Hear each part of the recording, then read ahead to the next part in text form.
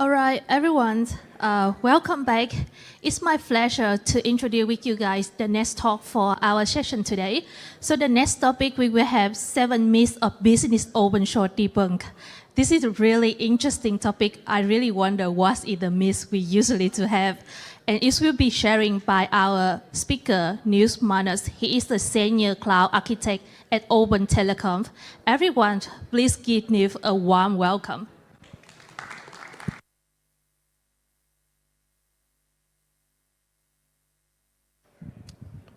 Yeah, welcome also from my side.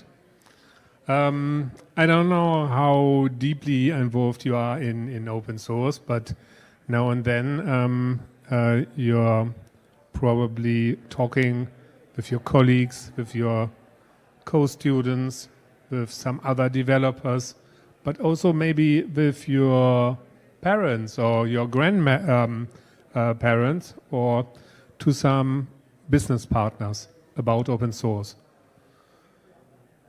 And when in my work, I do this all the time. And I found out that I'm asked very often the same questions about some, well, kind of misunderstandings, or as I used to call it here, like a myth. So there are a number of narratives who are, for whatever reason, somehow apparently baked into the idea of open source and what is connected to that. And that's why I prepared this talk for today, for this conference, and maybe it is helpful also for you if you are in similar situations, so that you can use those as a guideline of how to deal with that questions. So my name is Nils Magnus. As you learned already, I'm working in Deutsche Telekom for the Open Telecom Cloud. The Open Telecom Cloud is a public cloud set up with my colleagues and my teams in Europe. And we use there lots of open source software to set this up and to run everything using OpenStack, for example, using a lot of other tools as well, and are also a little bit engaged into the further development of, say, OpenStack and so on. That is my background, and also, well, some of you may know me about my work as a journalist, as a tech consultant, as a organizer of conferences, and from time to time I also speak at conferences like today. Yeah, if we are talking about free software and open source, then there are a number of different perspectives available. So there is technology, there is philosophy, there is some kind of community involved, and there's also business. And all these 4 aspects are just different perspectives on the same thing. So if we look back here, well, I don't know, has anybody an idea who is the first person on my list here? Any idea? So that's Ken Thompson. Ken Thompson in a somewhat made over a picture here. He is basically the inventor of Unix. Unix as an operating system, as a concept.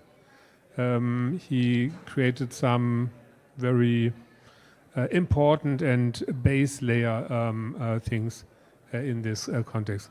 The middle one is probably easy to guess. That's Richard Stallman with his important contribution of the GNU movement and the free software license, the GPL, General Public License, and all this stuff.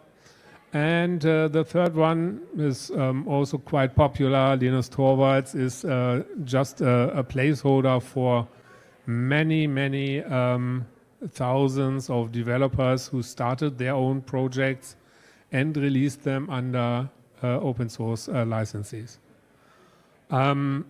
This is just a little bit the scope where we are talking about. So what these people created, and they are just a placeholder for, of course, many more. A very short disclaimer. There's always a discussion about open source and free software. I hope that most of you have read about the two terms. I use them nearly as synonyms, but I use most of the time here in this presentation the term open source. So this is no disrespect to you, Mr. Stallman. So just for the sake of ease here. Then something else important to understand or to keep in mind is open source is not the same like Linux, and Linux is not the same like of open source. So I'd say Linux is a very good example and a very important part of open source, but obviously there are many other software components that are living outside the Linux world itself.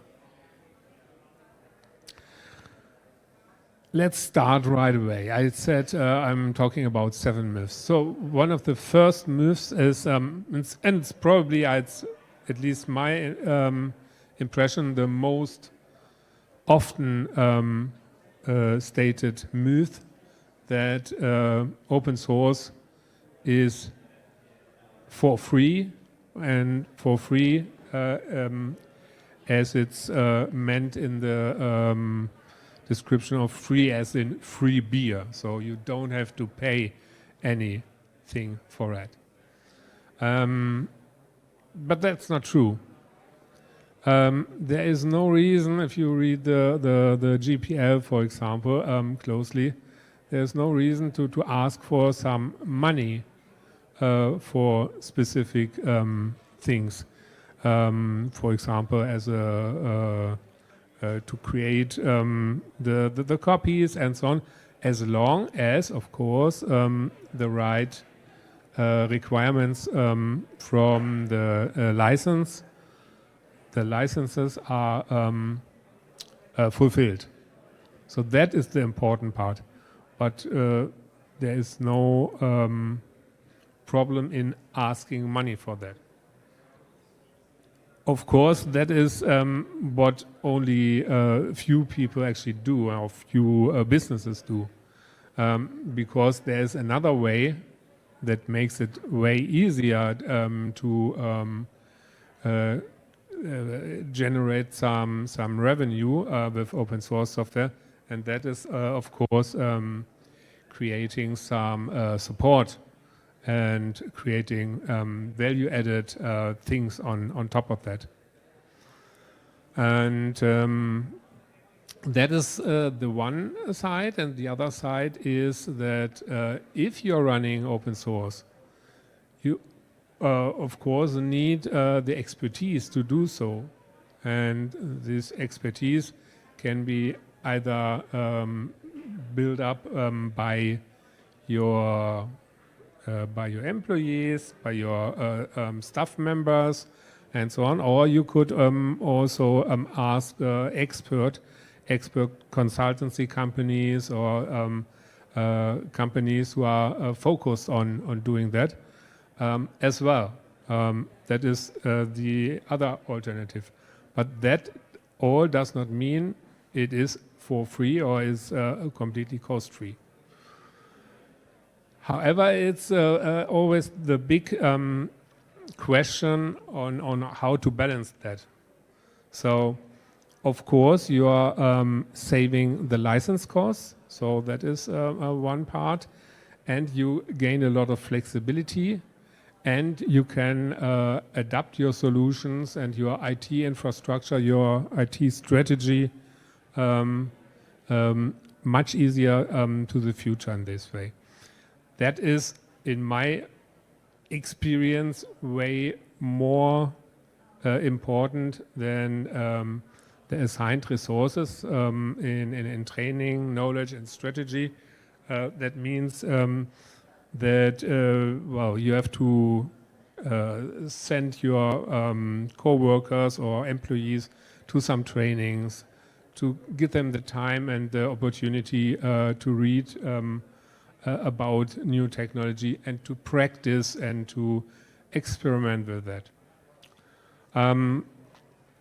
Yeah, those there are lots of smaller facets of this myth number one about the money or the course, but for the sake of time, I'd like to move on here a little bit. So maybe one extra thought about a business here from Andy Mulholland, from former CTO from Capgemini.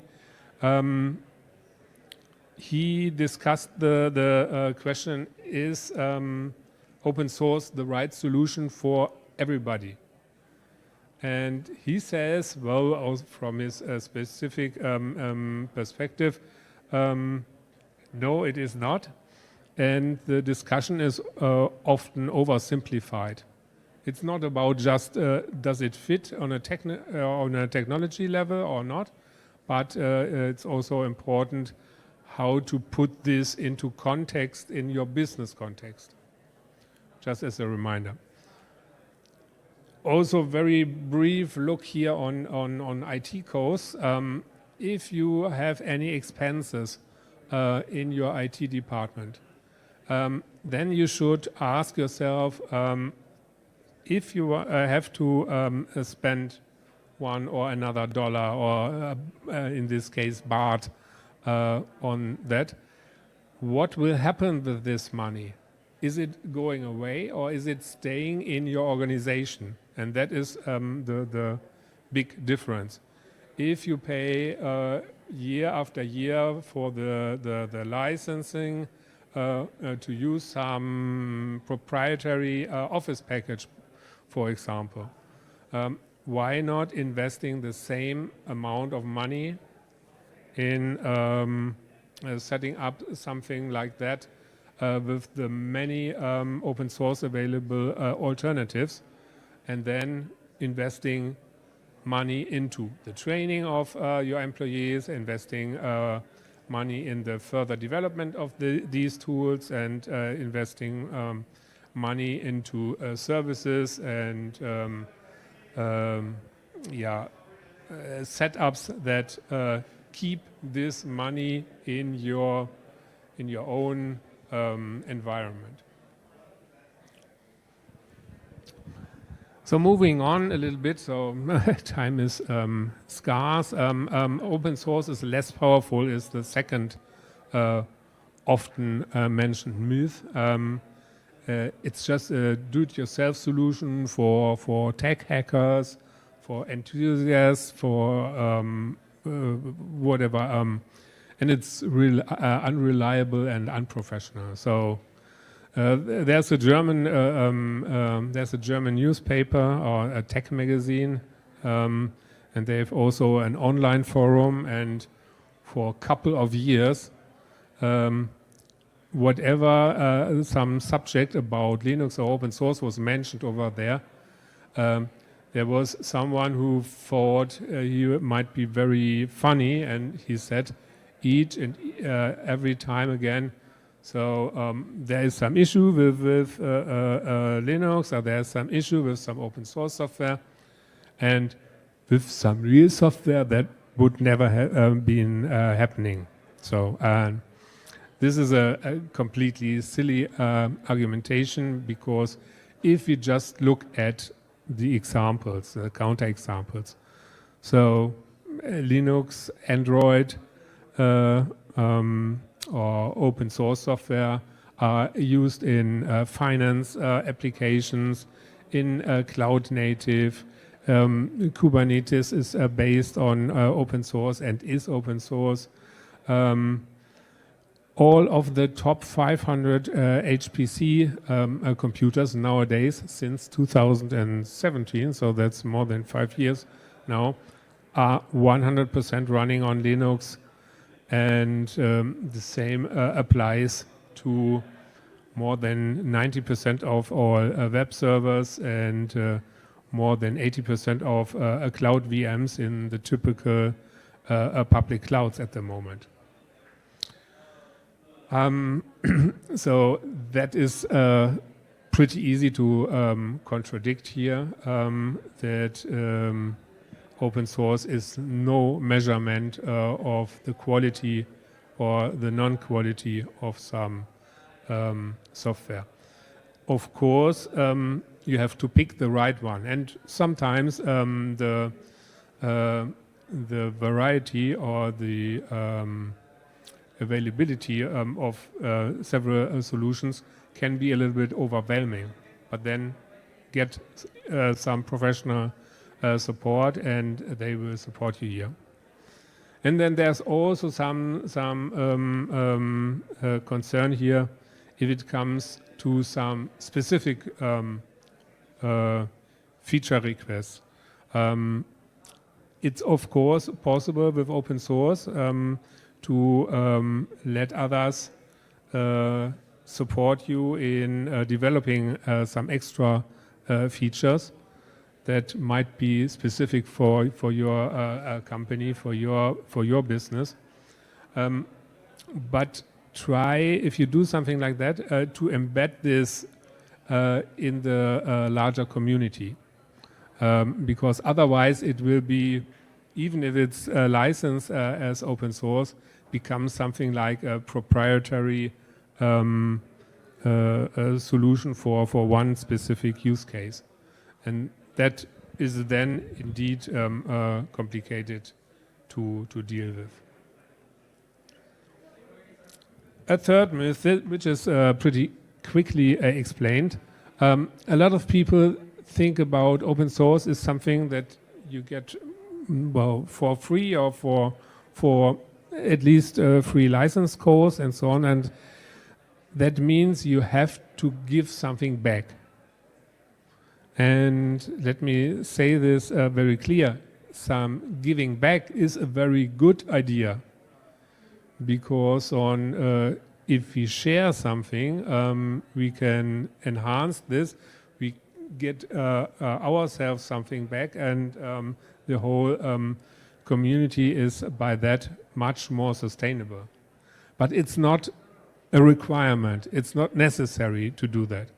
So it's completely fine if you run some IT components, some IT setups just with open source software and pay nothing for that.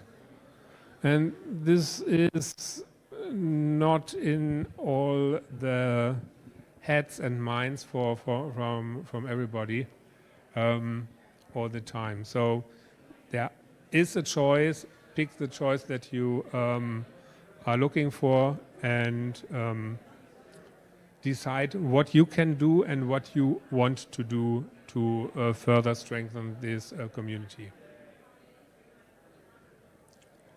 A fourth myth, also pretty quickly summarized. Some companies think about well, open source is license free, so it's we can do with it whatever we want.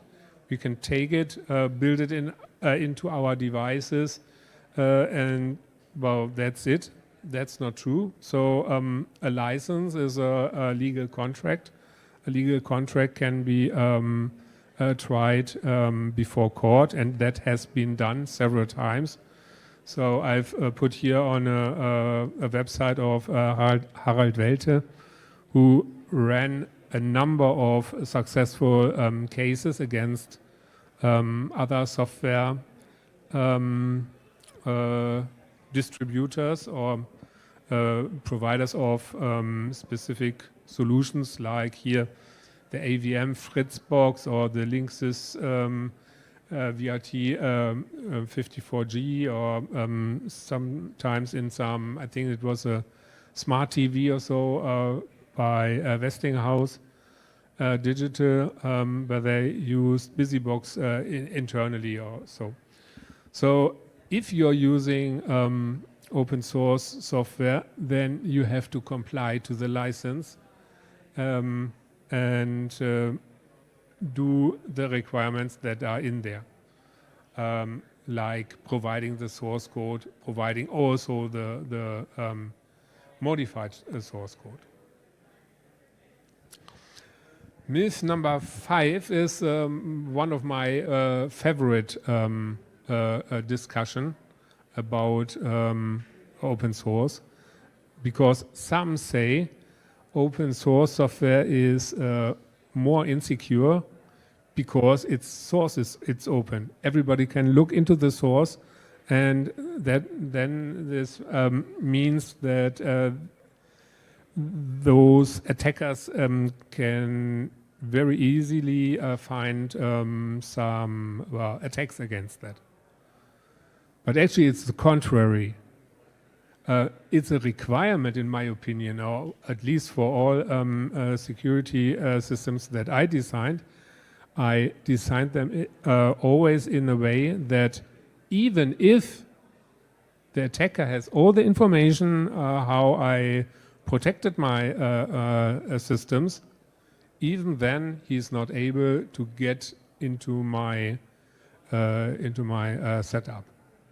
That is a very, very powerful thought, and it was more or less first time mentioned by August, I think was his name, August Kerkhoffs, a Dutch and a French cryptographer, if you want to say so, and he said that if you set up some crypto system, some encryption mechanism, but this can also be extended to any kind of security software, this is only as strong as the concept and not the non-knowledge about the concept itself. This is also known by the term security through obscurity. So if it's only hard to get into your systems because they are so difficult to use, that's not a good idea. And that means that we have the protection on the wrong places. And I give you some 2 short examples, or let's shorten it up for the first one. There was this XZ incident recently, last year. What did happen here? XZ is a part of some libraries, also some crypto functions in there. So it's a very crucial part of the Linux operating system at large. And what did happen here? Since it is developed in an open source manner, some external attacker, apparently from some state-organized organization, applied for membership in this Git community. He supported the project and made some useful changes and approaches to that. And after some time, 1 or 2 years, he gained some higher status over there and eventually gained committing rights to the repository and introduced a number of smaller backdoors to this component. that is very frightening to hear or to think about. But that is my major reply here. In case this would not have been open source software, but some proprietary closed software, then it would have been way more harder to detect this at all. Because if you just have a big binary blob, it's very difficult to find any of those issues at all. I have to speed up a little bit, even more. The questions about there is no support of open source. So this is developed by some personal enthusiasts and so on.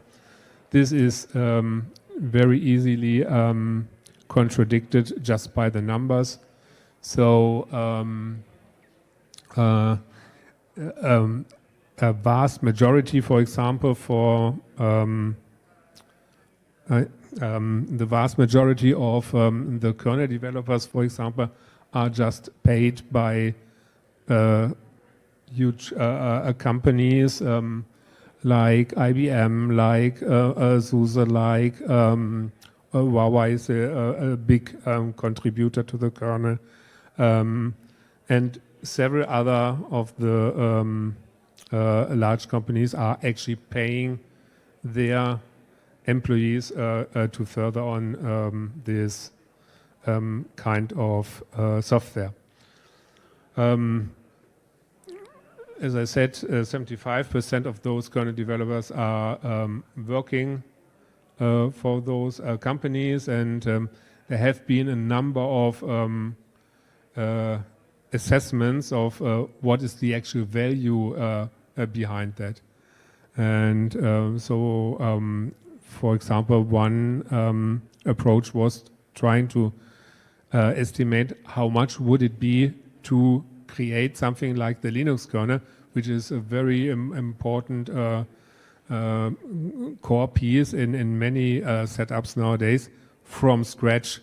And that was about $1.5 billion US dollars, and that was even a couple of years ago.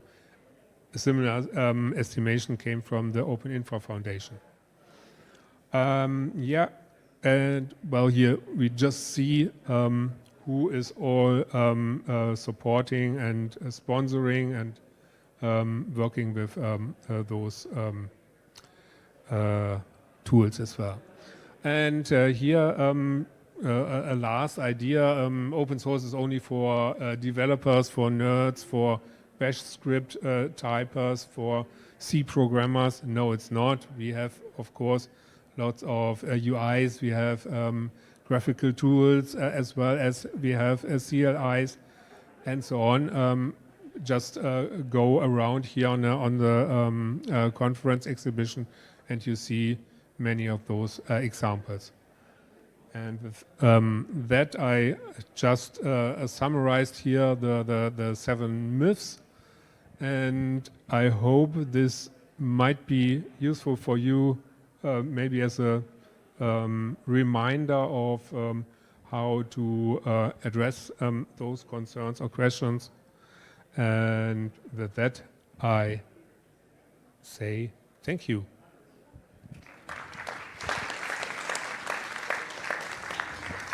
I guess I'm a little bit over time already. I don't know if there are any questions. I guess. Yes. This is a very interesting topic, so we may have the time for only one question, the very short one. Anyone have any question for Nils now? All right. If you guys don't Otherwise, have any question. I will be around all the time, and just come up to me. Yes, feel free to reach out to Nils if you see him around and ask any questions or discuss more about 7 myths he just sharing. Thanks a lot for your time, Nils. We really appreciate that.